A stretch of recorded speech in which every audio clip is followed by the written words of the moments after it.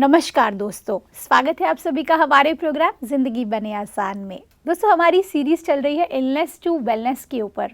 हम हर दिन कुछ नई बातें अपने आप के बारे में ही जान रहे हैं। हम जान रहे हैं कि किस तरह से अगर हमें ज़िंदगी में आगे बढ़ना है, सक्सेसफुल होना है, अपनी गोल्स को अचीव करना है, तो सबसे पहले हमें अपने माइंड को समझना होगा और वही करने से आप वेलनेस की ओर आगे बढ़ेंगे। आज हम जानेंगे कि किस तरह से एक्सरसाइज करना और राइट टाइप ऑफ एक्सरसाइज करना कितना इम्पॉर्टेंट है हमारे माइंड के लिए एंड अल्टीमेटली हमारे किसी भी डिजीज़ से बाहर निकलने में वो कैसे मदद करता है। आइए इसके बारे में जानने के लिए हमारे साथ है करमजीत सिस्टर, उनसे बातें करते हैं। ओम शांति sister, welcome to our show. ओम शांति। सिस्टर, जब हम बात करते हैं ज़िंदगी जीने की, इसमें बहुत कुछ आ जाता है। जैसे हम रिलेशनशिप्स है, हमारे गोल्स है, हमारे फूड पैटर्न्स है, हमारे एज, जैसे जैसे हम बूढ़े हो रहे हैं तो वो भी एक फैक्टर मैटर करता है। इन सभी के बीच में एक बहुत इम्पॉर्टेंट चीज़ जो हम कई बार एक्यूरेटली समझ नहीं पाते, वो है एक्सरसाइज। क्योंकि इतना कुछ ऑप्शंस हमारे आसपास अवेलेबल है पूरी दुनिया में। अगर हम बात करें जैसे जिमिंग हो गया, वेट लिफ्टिंग हो गया, देन योगा हो गया, या फिर मार्शल आर्ट्स हो गया, या फिर जुम्बा हो गया, या फिर टाई ची हो गया, या फिर कराटे हो गया, मार्शल आर्ट्स हो गया, लॉट ऑफ थिंग्स। अगर हम देखें तो कमी नहीं है, इतने पिलाटीज हो गया, इतने सारे टेक्निक्स हैं जिसके थ्रू हम फिट रह सकते हैं, ऐसे कहा जाता है। लेकिन मैं जानना चाहती हूँ सिस्टर, क्योंकि आपका एक्सपीरियंस आयुर्वेदा में है, आपका एक्सपीरियंस नेचुरोपैथी में है, आपका एक्सपीरियंस स्पिरिचुअलिटी में भी है, साथ ही साथ होम्योपैथी में है, और आप योगा भी सिखाते हैं। तो आप अलग जर्नी पर है जहाँ पर आपने बहुत कुछ ट्राई किया हुआ है। तो आपके एक्सपीरियंस के हिसाब से sister, what is the way जिस तरह से हमें एक्सरसाइज करना चाहिए? एक्सेस में नहीं करना चाहिए। This Okay. Is the first thing I would like to draw focus on, जी कि किसी भी चीज़ को बहुत एक्सेस में नहीं करिए। जी क्योंकि हाँ, अगर आप gym trainer, yoga trainer, tai chi trainer या वेट लिफ्टिंग के ट्रेनर्स हैं, आप फिटनेस ट्रेनर हैं, then you have to go beyond the limits as a trainer. Right लेकिन हम बात कर रहे हैं सभी के आम लाइफ की, राइट जो हम डेली बेसिस पे हम घरों में आम सभी पब्लिक रह रही है, लोग रह रहे हैं। सो इसीलिए पर्सनल ट्रेनर्स होते हैं जो आपको आपके अकॉर्डिंगली ट्रेन करते हैं। ट्रू। राइट। तो in terms of exercises first I would like to say कि हम एक्सरसाइजेस करें क्यों। राइट ठीक है। पुराने ज़माने में, पहले वाले टाइम्स में, आज से 50-60 इयर्स बैक, और आज भी ऐसे लोग हैं जो एग्रीकल्चर फील्ड से ताल्लुक़ रखते हैं, या जो लोग ज़्यादातर जिनके शरीरों के वर्कआउट्स बहुत ज़्यादा, उनका काम ही ऐसा है, उनका डेली बेसिस का जो उनका वर्किंग रूटीन है वो ऐसी है कि उनके शरीर का बहुत ज़ोर लगता है, बहुत वर्जिश होती है उनकी। जी ठीक है। तो पहले समय में जब लोग हल चलाते थे, घरों के काम ऐसे होते थे, जैसे कि लेडीज़ है तो वो दूध भी अगर रिड़कती थी तो वो प्रॉपर एक्सरसाइज होती थी पूरे शरीर की, है ना। तो अलग अलग तरीक़ों से जब लोगों के लाइफ स्टाइल ही इस तरीके से थे कि जिसमें नेचुरल एक्सरसाइजेज होती थी, तो उन्हें अलग से बैठ के टाइम नहीं निकालना पड़ता था। ट्रू। लेकिन क्योंकि आज हम मशीनी युग में हैं, हमारा सारा का सारा वर्क मशीन्स पे डिपेंडेंट है, और हम सेडेंटरी लाइफस्टाइल फॉलो कर रहे हैं, तो शरीर का वर्कआउट होना, वर्जिश होना, एक्सरसाइजेस करना, या योगा प्राणायाम करना, या फिर पायलेट्स करना, या प्लैंक्स करना, ये सारी चीज़ें इंपॉर्टेंट हैं। ट्रू। पर नेक्स्ट स्टेप इज़ कि क्योंकि हमारे आयुर्वेद में, ग्रंथों में सब जगह मेंशन्ड है, व्यायाम हमारे लिए बहुत ज़रूरी है। राइट। मालिश ज़रूरी है, व्यायाम ज़रूरी है, फास्टिंग ज़रूरी है, बैलेंस्ड फूड ज़रूरी है, मन की शांति ज़रूरी है, मेडिटेशन ज़रूरी है। ये सारी चीज़ें हमारे एक अच्छे लाइफस्टाइल का हिस्सा हैं। जी। तो एक्सरसाइज की बात करते हुए एक शरीर को व्यायाम देना, ये बहुत बहुत अनिवार्य है, बहुत इम्पॉर्टेंट माना जाता है अगर आप एक अच्छी, हेल्दी और खुशी भरी ज़िंदगी जीना चाहते हैं। So true. लेकिन एक्सरसाइजेस को सिलेक्ट कैसे करें?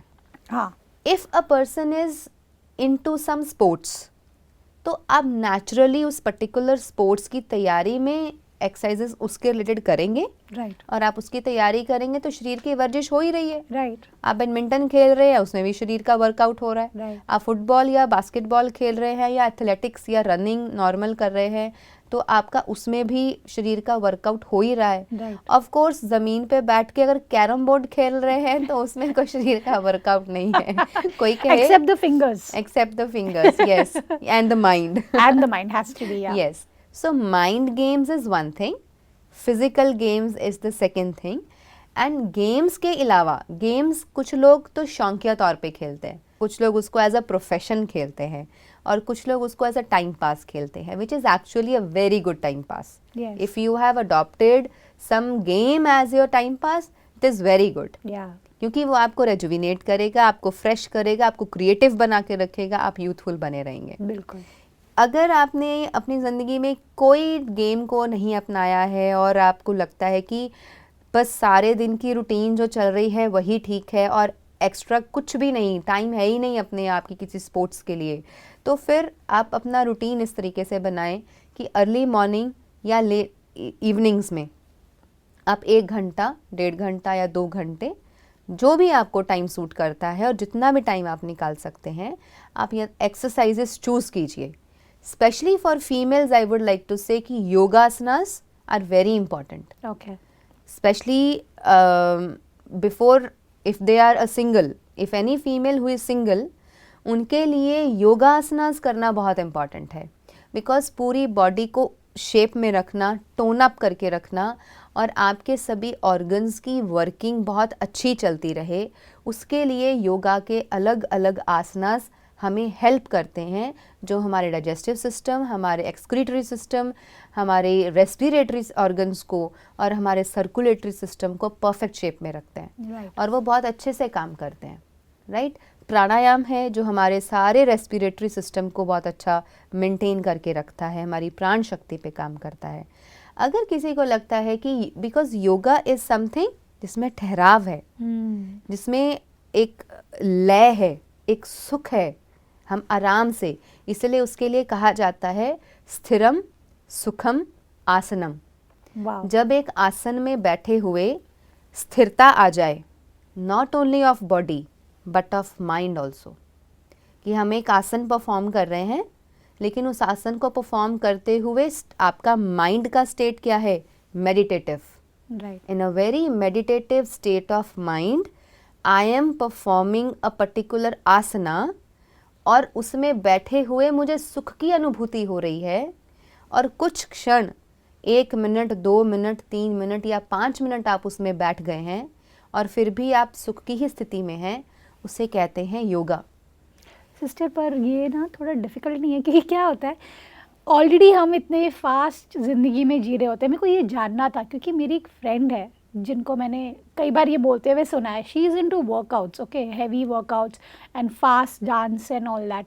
तो मैंने उसको, जबकि मुझे खुद योगा बहुत पसंद है, तो मैं उसे कई बार हमारा कॉन्वर्सेशन होता है तो वो बोलती है मैं इतना स्लो नहीं हो सकती, या मैं इतना, मेरा माइंड इतना फास्ट चलता है कि मैं वो उस आसन में टिके ही नहीं रह सकती. Because of her character, okay it's according to her nature.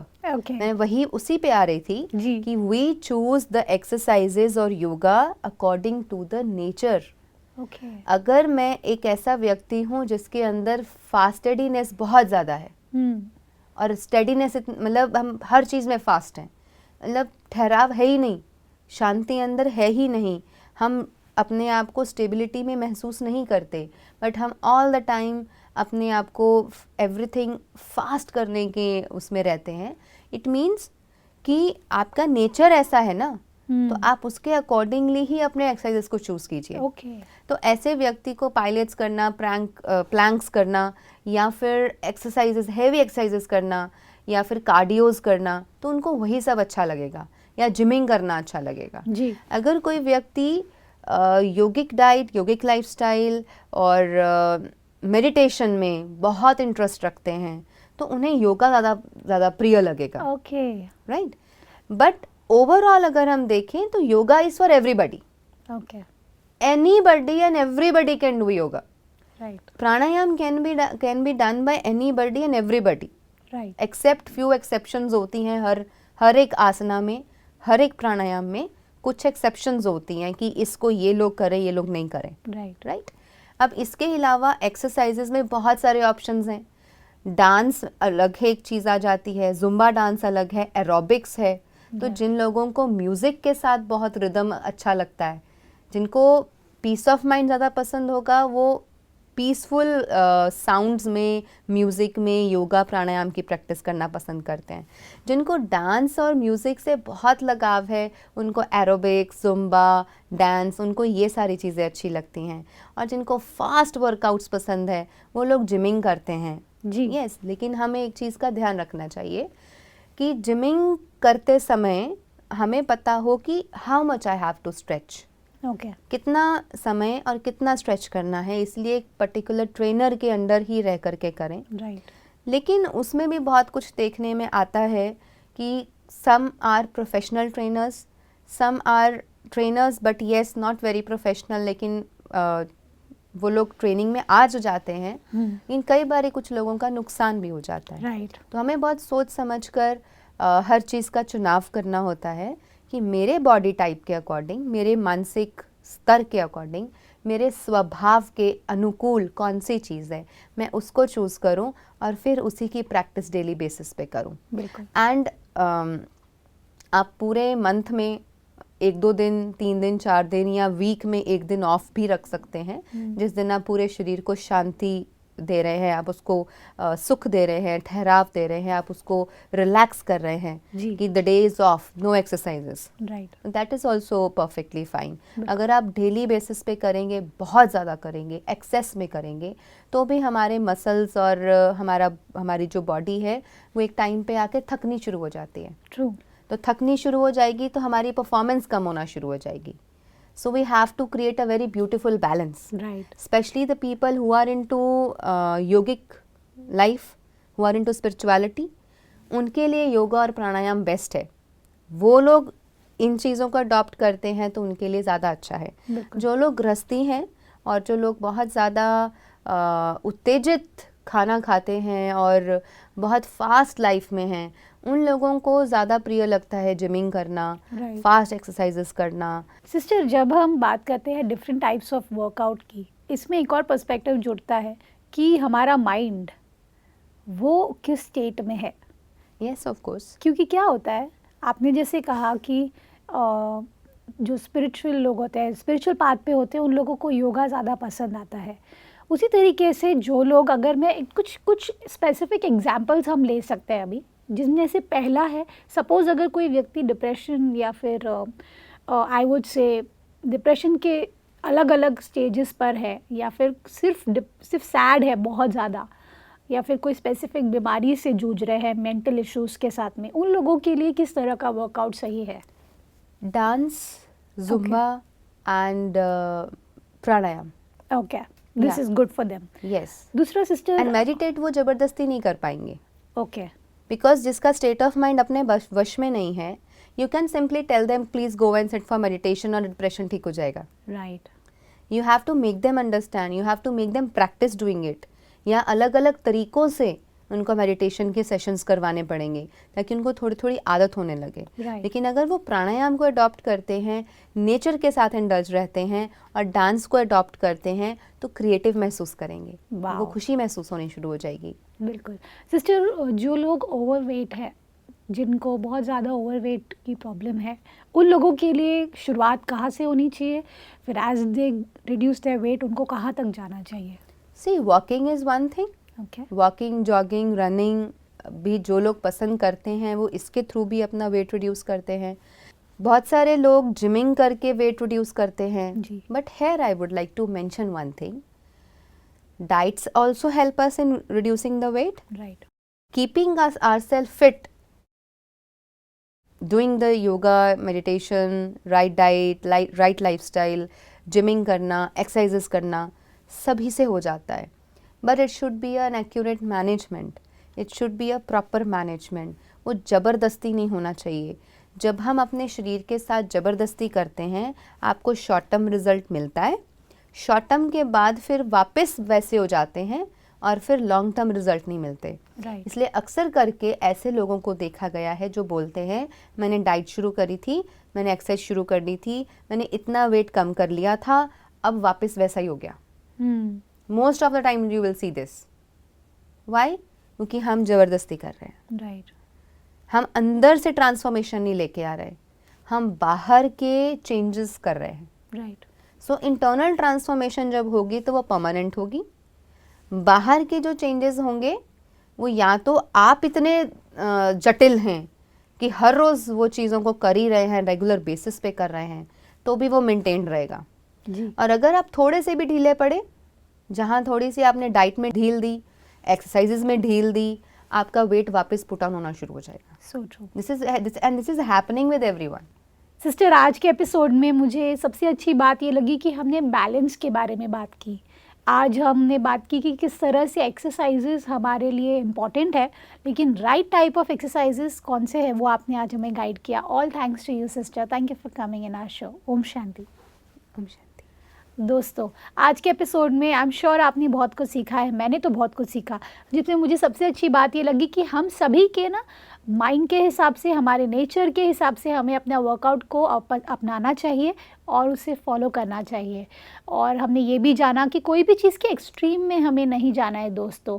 चाहे कोई भी तरह का आप वर्कआउट कर रहे हैं, उसे आपको करते हुए प्लेजेंट फील होना चाहिए और आपको फील होना चाहिए कि मैंने ये किया तो आई फेल्ट गुड। जब तक वो हो रहा है ना, आप हेल्दी रहेंगे। जब आप एक्सर्शन करेंगे, ओवर एक्सर्शन करेंगे, तो फिर वो जर्नी आपके लिए उतनी प्लेजेंट नहीं रहेगी। इस बात के साथ आज के प्रोग्राम को हम एंड करते हैं। कल आपसे फिर मिलेंगे आपके ही शो में जिंदगी बने आसान। ओम शांति। अधिक जानकारी के लिए संपर्क करें। जिंदगी बने आसान, Brahma Kumaris Godlywood studio, Shantivan, Abu road. Call 80949134887।